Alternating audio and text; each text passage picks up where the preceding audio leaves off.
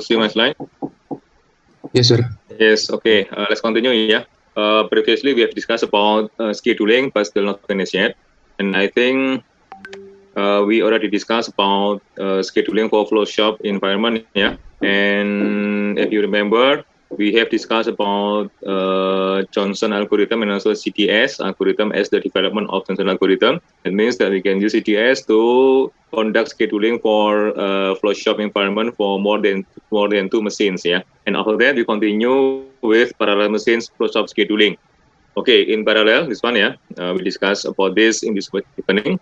Parallel machine flow shop scheduling means that, yes, we still consider about flow shop layout, and in every stage, there are more than one machines. That means that the job can choose, yeah, whether it will be processed in the first or the second machine or the other machines in every stage, like that. So here, basically, there is no formal method that can be used to schedule to conduct scheduling in parallel machine flow shop scheduling, yeah.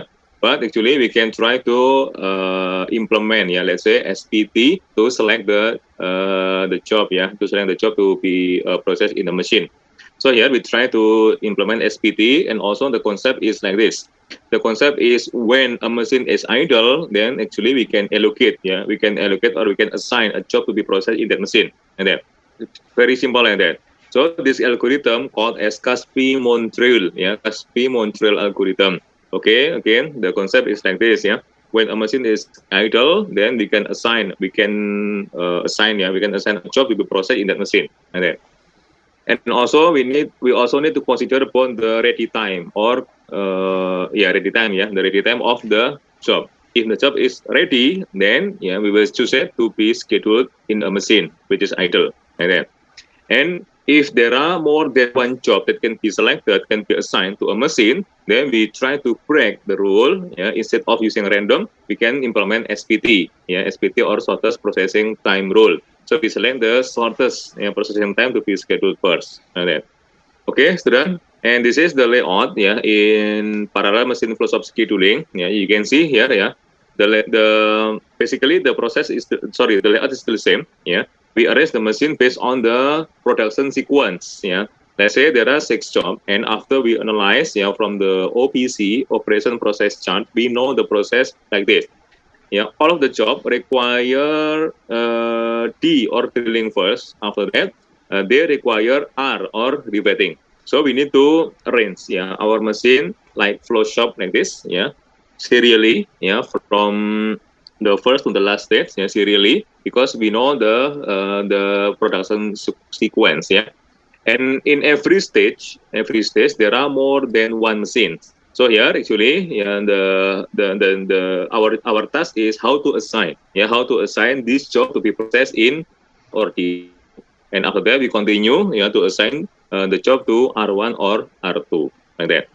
And here, yeah, the note is, yeah, we still have note, yeah, here, or assumption. The machine is identical, yeah, identical machine, like this, yeah. D1 equals to D2. It means that in terms of processing time, it will be the same. For example, yeah, job 1, yeah, can be processed in D1 or D2, yeah. D1 or D2, yeah, not N D2, but or D2. Because the machine is identical, so here, if we try to look at the processing time, it's same, yeah. Job 1 in drilling, yeah, can be D1 or D2, yeah. The process is 4 hours or 4 minutes, yeah, like that. And after that, yeah, job 1 also can be processed in R1 or R2. Since R1 and R2 are identical, then the processing time also the same. And then, yeah. Okay, student, from here, then we can try to schedule, yeah, using Caspi-Montreal algorithm, yeah. Because Q1 or drilling is the first stage, then, yeah, we consider the processing time of the job in drilling, yeah, in drilling workstation or the first stage, yeah. And after that, we try to sequence the job based on SPT rule, yeah, shortest processing time. So from here, I will go back to the previous slide, yeah, because there is data post processing time. Okay, from here, if it's to order or we try to sort the job, yeah, from the processing time ascendingly, yeah, according to SPT rule, then the sequence will be 3, yeah, 1, and after that 3, 1, 2, yeah, is that correct? 3, 1, 2, and then 6, yeah, 5, and 4. Okay, we can check here. 3, 1, 2, 6, 5, and 4. This is the sequence of the job in drilling, yeah, based on SPT rule. Okay, after that, yeah, we try to schedule. We try to assign, yeah, job 3 to T1 or T2, and then, okay, at T equals to 0, T1 and T2 are idle. It means that we can choose, yeah, one of them. We can allocate, we can assign, yeah, we can assign job 3 to T1 or T2. Why? Because both machines are idle. For example, we decide to assign job 3 to T1. Okay, student. And after, yeah, after we schedule a machine, it's better for us to draw, yeah, the Gantt chart directly. This is very important in order to avoid confusion. Yeah, if not, it will be confusing. Yeah, so in order to avoid that, it's better after we schedule a job, then it's better to draw, yeah, the Gantt chart directly. So here we draw the Gantt chart directly. Yeah, the job 3 in D1. Yeah, from T equals to 0 to T equals to 3. Why 3? Because the processing time of job 3 in D is 3. Yeah, so from 0 to 3. And then you draw. After that, yeah, when we try to analyze the next job, which is job 1, yeah, okay, when we look at the T1 or T2, T1 is still busy. Yeah, so it's better for us to allocate, yeah, or to assign job 1 to T2. Yeah, to T2, because T2 is still idle. Okay, then, and after that we draw the Gantt chart, yeah, from 0 to 4. Why 4? Because the processing time of job 1 in T in drilling, yeah, stage is 4. So from T equals to 0 to T equals to 4. After that, yeah, we continue job 2. Yeah, next job, yeah, is job 2. Then we look at here, yeah, the completion time of job 3, yeah, which is in D1, is 3. And the completion time of job 1 in D2 is 4. Of course, yeah, we select D1 to process job 2. So yeah, we decide, yeah, to assign job 2 to D1. Okay, the starting time is 3. Yeah, after finish processing job 3. Yeah, and after that the processing time is from 3 to 10. It is 7. Yeah. Okay, from 3 to 10 it is 7. And after that, yeah, we analyze the next job, which is job 6. Yeah, job 6. Then we allocate to T2 and so on until we allocate all of the job to T1 or T2. Okay, student, is there any question for that? Clear, yeah? Still clear, sir. Yes. Okay, if clear, then yeah, we still use the same sequence. We don't need to try to order the job again, yeah, with refer to R. Why? Because if we try to sequence the job again with refer to R, we will have, yeah, it is possible for us to have different sequence. If we have different sequence, sometimes it creates problem. Yeah. So in order to avoid this problem, because it is in flow shop, so it's better for us to use the same sequence. Oh yeah, we keep this sequence. 3, 1, 2, 6, 5, and 4 to as the reference. Yeah, to this we keep this order. We keep this sequence. Yeah, to conduct scheduling for R1 and R2. Okay, student. Then after that, yeah, we continue. This one, yeah. Okay. Now we try to consider the available, the ready time of every job. Okay. Then, yeah, this one, the ready time of job 1, 2, 3, 4, and 5. Yeah, we can update from the previous, Gantt chart. Let's say job 1. Yeah, we can check here. Job 1 is finished at T equals to 4. It means that job 1 can be transferred to to R1 or R2. Yeah, at T equals to 4. It will be the ready time of job 1. So here, yeah, we write the ready time of every job. Yeah, 4, 10, 3, 25, 21, and 13. And this is the processing time. Yeah, so after that, we try to assign, yeah, all of these jobs to R1 and R2. It's same. The concept is same. And the concept is same. We try to allocate, yeah, a job to the idle machine. Yeah, to the idle machine. So after that, yeah, when we implement this, so this one, yeah, we schedule step by step, job by job. Then at the end, yeah, this is the result. Okay, from here we know the maximum is 36. Okay, student. For parallel machine scheduling, is there any question, please?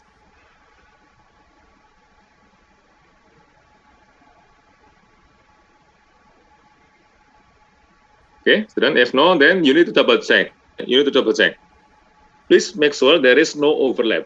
For example, job 3, yeah, processed in T1 until T equals to 3. So here the starting time of job 3 in R1 or R2, yeah, must be equals to T equals to 3. Yeah, T equals to 3. This one can check. Yeah, this one the starting time is T equals to 3. So here there is no overlap. Okay, we check again. Job 1. This one, yeah, job 1 processed in the first stage, yeah, in T2, yeah, until T equals to 4. So please make sure, yeah, we can start to process job 1 in R, can be R1 or R2, yeah, but we start at T equals to 4. Only after job 1 finished, yeah, being processed in the previous stage, like that. So here we start from T equals to 4, yeah, until this one, yeah, 15. Yeah, why? Because the process time is 11. We check again this one, J2, yeah, this is the process of checking, yeah, to make sure there is no overlap. J2, this one, see, yeah, even though J2 in the first stage finished at T equals to 10, but when T equals to 10, R1 is still busy processing job 3. So no choice, yeah, we need to wait until R1 is idle, yeah. And then here, based on this Gantt chart, we know R1 will be idle at T equals to 13. So no choice, yeah, we can start at T equals to 13, and then, yeah. We check again, let's say job 6, yeah, job 6 here, the completion time of job 6, the first stage is T equals to 13, yeah. So here we can check, yeah, job 6 in the next stage start at T equals to 15. Yeah, it's safe. Yeah, there is no overlap like that. That's the way, yeah, to process the result of our scheduling. Okay, student, is there any question or parallel machine flow scheduling? No question. Okay, if no question, it's good. Then we continue to discuss about job scheduling. Okay, student. In Flowshop, yeah, we know that the production routing is serial. Yeah, serial means that from M1 to M2 to M3 and so on. Yeah. So we arrange the machine. Yeah, I mean the machine layout. Yeah, serially like that. But in JobShop it is different. Why different? Because, yeah, we have different production routing of every part or every job. We can see from here, yeah, this just for example, if there are 3 jobs, let's say job 1, job 2, and job 3, yeah, from this OPC, we know that the production sequence is not same. It is different. You can check from here. Job 1, yeah, the first process is at the second process in machine 2, and the third process is in machine 3. For job 3, I think still same, yeah. If we just consider job 1 and job 3, then we can use Flowshop layout. Yeah, why? Because the routing is same, yeah, from 1 to 2 to 3 to 4. And this one, yeah, 1 to 3, 1 to 4. So it is, we can arrange our machine serially. But if we consider job 2, then we cannot use Flowshop anymore. Why? Because job 2, yeah, you can see from here, yeah, the first process is in M2. After that, go back to M1 if we lay out serially. Yeah. So job 2 will jump to M2, go back to M1. Yeah. If we lay out our machine serially, yeah, according to Flowshop layout. That's why we cannot use Flowshop layout anymore. So what is the layout? The layout called as JobShop layout. In JobShop, we group, yeah, we group the machine with same function. Let's say, yeah, M1, M1, M1. If there are 3 M1, then we group in workstation, let's say workstation M1 or cutting workstation. We group M2, M2, M2 in one workstation, let's say milling workstation and so on. Yeah, and we never consider milling or M2 as the second process. No, sometimes, yeah, a job requires M2 as the first process. Like job 2 here, yeah, M2 is the first process. That's why we cannot implement flow shop production scheduling anymore. We must use job shop scheduling. Okay, so before we continue, let me explain again, yeah. In exam, for example, yeah, there are two jobs, for example, job 1 and job 3, yeah. When we try to analyze, actually the sequence is serial, yeah. From 1, yeah, the job goes to M2, goes to M3. Job 3 from 1 goes to M2 and goes to M4. If like this, then it's better for us to use flow shop scheduling, yeah, not job shop. Because in flow shop scheduling, we can implement, let's say, CDS, yeah, CDS algorithm. Yeah, it is easier, yeah, compared to job shop scheduling. So don't waste your time. Yeah, don't waste your time to implement job shop scheduling. Yeah, actually, we can implement flow shop scheduling. But if we want to consider job 2, then no choice. Yeah, it's but we must implement job shop scheduling. We cannot implement flow shop scheduling anymore. Why? Because the routing is different.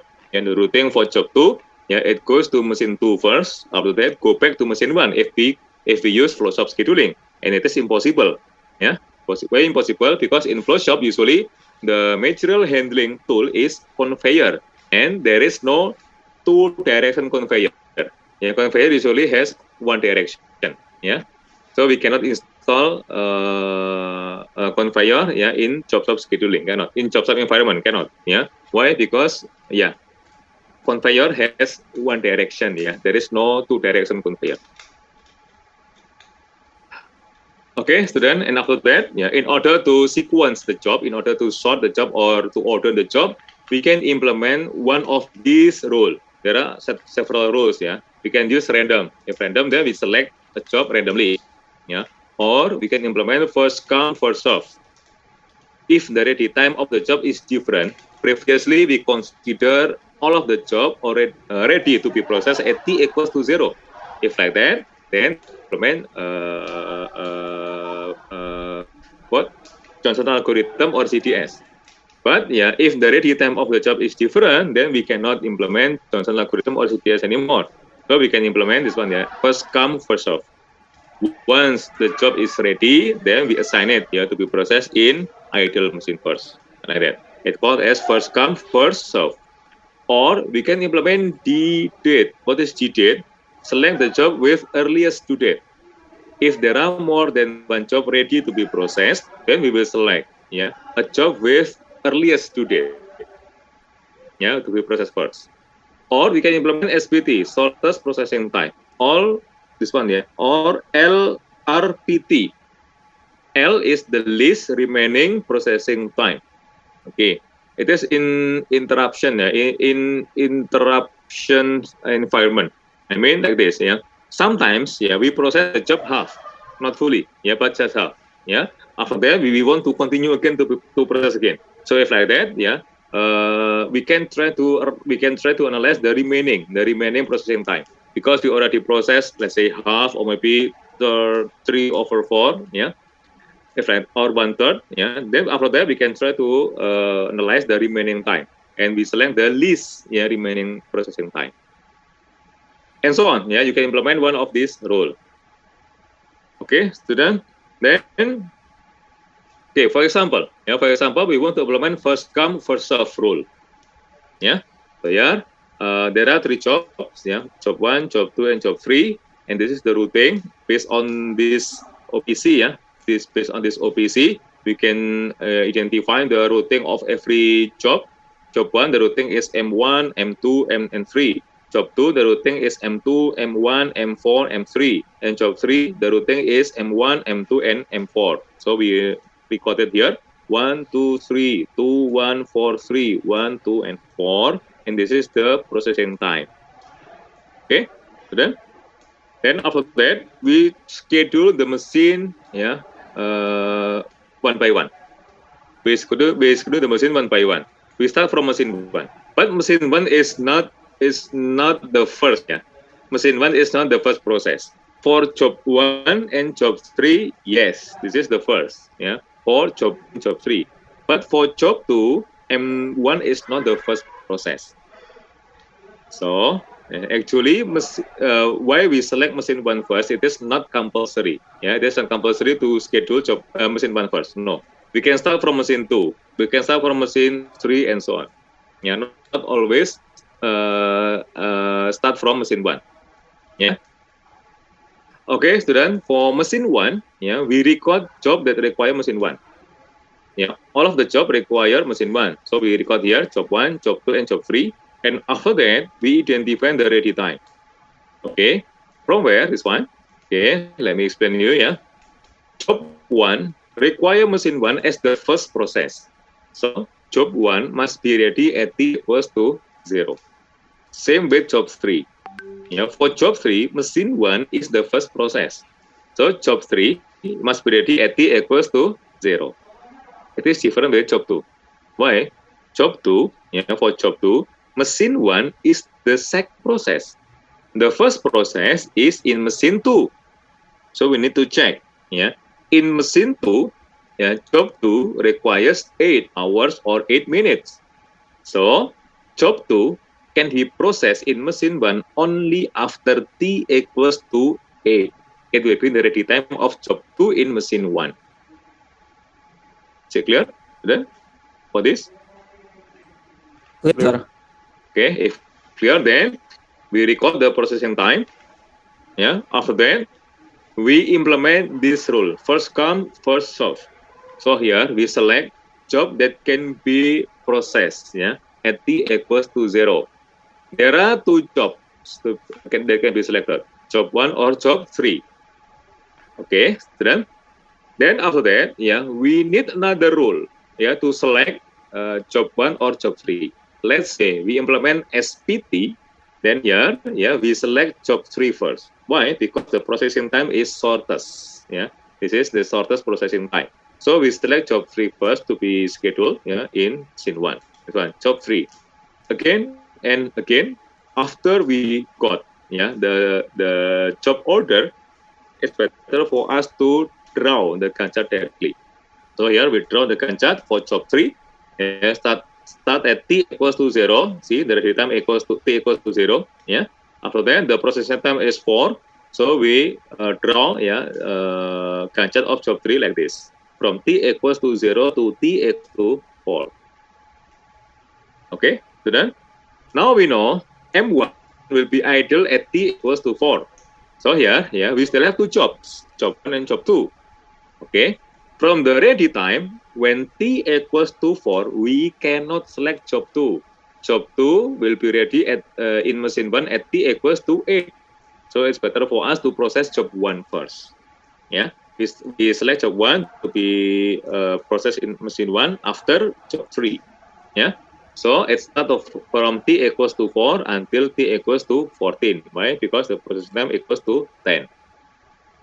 When t equals to 14, yes, we can process job 2, yeah, because the ready time is 8. So here, yeah, we start from 14 to 17, because the processing time equals to 3, like that. This is the schedule in machine 1. Okay, student, is there any question? No? If no, let's continue. Now we try to schedule machine 2, number 2. The ready time of every job, yeah, can be identified. Okay, this one 14 from where? Yeah, from the previous. For job 1, machine 2 is the second process. Yeah, after machine 1. So we need to identify the completion time of job 1 in machine 1. Yeah, from this Gantt chart, we know, yeah, job 1, yeah, will be finished at t equals to 14 in machine 1, yeah. So the 14 will be the ready time of job 1 in machine 2. We record here 14. For job 2, it is different. For job 2, machine 2 is the first process. So the ready time of job 2 in machine 2, yeah, is at t equals to 10. T equals to 0. I'm sorry. And for job 3, yeah, machine 2 is the second process after machine 1. So we need to identify the completion time of job 3 in machine 1. Previously, we already scheduled job 3 at the first position. Yeah, so the completion time is 4. It will be the ready time of job 3 in machine 2. So we record here 4. Okay, done. And after that, yeah, we implement first come first serve. Yeah, so we schedule job 2 first. Yeah, start at t equals to 0 until t equals to 8. After that, yeah, when t equals to 8, yeah, we can analyze the rest of the job. Yeah, because there are two jobs. Yeah, job 1 and job 3.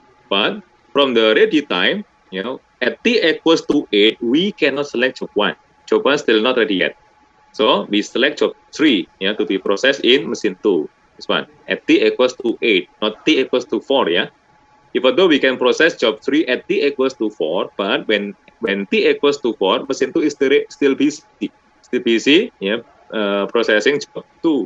So we need to wait until machine 2 is idle at t equals to 8. After that, yeah, we can process job 3, yeah, start from t equals to 8. And the processing time is 7. So from 8 to 15, yeah. And after that, when t equals to 15, job 1 is ready to be processed. So we schedule job 1, yeah, start from t equals to 15, not 14, yeah, but 15. Why? Because when t equals to 14, machine 2 is still busy, yeah, processing job 3. So, yeah, we need to wait until it finishes, yeah, until finished. When t equals to 15, it's finished. It means that job 2 already idle. Then we can use it to process job 1. Yeah, start at t equals to 15 until t equals to 23 because the process time is 8. Yeah, like that. Okay, student question for schedule in M2? No question. Good. Let's continue. Yeah, to schedule 3. Sorry, M3. Okay, for M3, yeah, there are only two jobs, job 1 and job 2, because job 3 doesn't require M3. So we don't need to schedule job 3 in machine 3. Okay, student. For job 1 and job 2, okay, job 1, yeah, job 1, M3 is after M2. So we need to identify the completion time of job 1 in machine 2. Yeah, completion time of job 1 in machine 2 it equals to 23. So we record here 23 as the ready time of job 1 in machine 3. For job 2, yeah, 2, 1, 4, 3. Sorry, 2. Yeah, job machine 3 is the last. Yeah, check again. Yes, yeah, this one. Yeah. For job 2, yeah, for job 2, machine 3 is the last. So we need to analyze, yeah, the completion time of job 2 in machine 2 as the processing time of job 2 in machine 4. It will be the ready time of job 2 in machine 3, like that. Yeah, because after job 1, yeah, sorry, I made mistake. Yeah. When we discuss about M3, yeah, M3 is after M4, yeah, after M4. Okay, we already schedule M1 and M2, so we need to identify the completion time of job 2 in machine 1. Job 2 in machine 1. After that, we add processing time of job 2 in machine 4.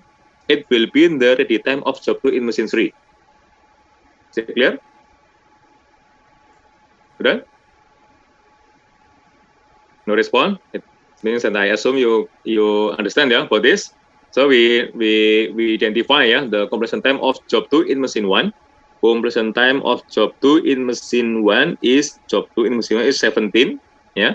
After that, plus processing time of job 2 in machine 4 is 6. It equals to 23. It will be the ready time of job 2 in machine 3. 22, yeah. Yeah, 22. Okay, sudah?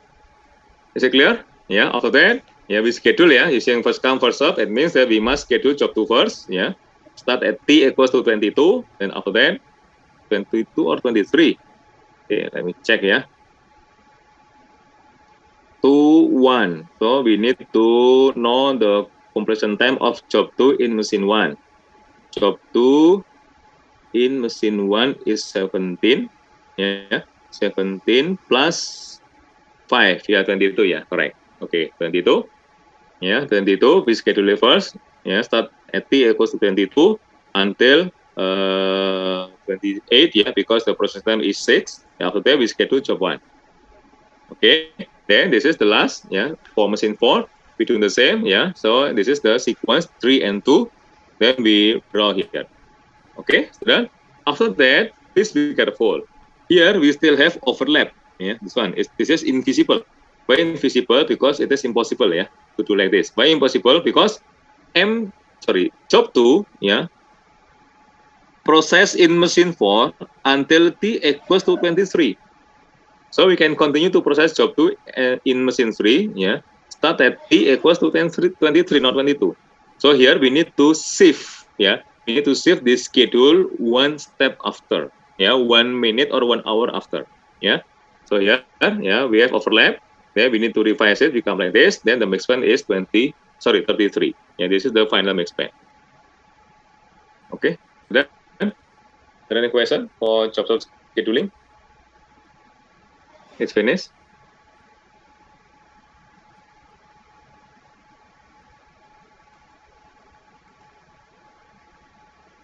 No question? If no question, it's finished, yeah? That's for scheduling. And after scheduling, you can assume, student, yeah, we already produced the components. So after this, we need to assemble the component, become final products, yeah? That's why the next discussion will be on line assembly line, yeah? And the issue is how to balance, yeah, the load of every workstation in assembly line. Why we need to balance? Because we need to avoid, yeah, we need to avoid bottleneck phenomena. You already know about the bottleneck, yeah, I have to explain about that. So in order to avoid the bottleneck phenomena, then we try to, yeah, balance the workload, yeah, of workstation in assembly line. And for assembly line balancing, yeah, because the issue is how to balance, yeah, the workload. So we call it as assembly line balancing, yeah. For assembly line balancing, you will have lab work in manufacturing system lab, yeah. So don't forget to register yourself to that laboratory, yeah, as the as the student. Then don't forget to form your group, yeah, because you need to conduct the lab work in a group, yeah, not individually, but in a group, yeah. Yeah, so you form your group by yourself. I don't know the number of member, yeah, in a group. You can ask assistant in that lab, yeah. And after that, I think you need to conduct lab work for 3 sessions, yeah, in that lab. Don't miss, yeah, because when you miss, yeah, one session in that lab, you need to repeat, yeah, you need to repeat again next year, yeah, for the subject. So don't be miss, yeah, don't miss the lab work, yeah, for assembly line balancing. Okay, student, before we terminate our class, is there any question? Excuse me, sir. I don't do the present. Who? Rona, sir. Rona. Okay, Yeah. for you, yeah, Rona. Okay, sir. Mohsen? This meeting will be offline. Still online, yeah. If we look at the schedule, yeah, I think for the class is still online. I have only one offline schedule for regular, yeah, not for IP.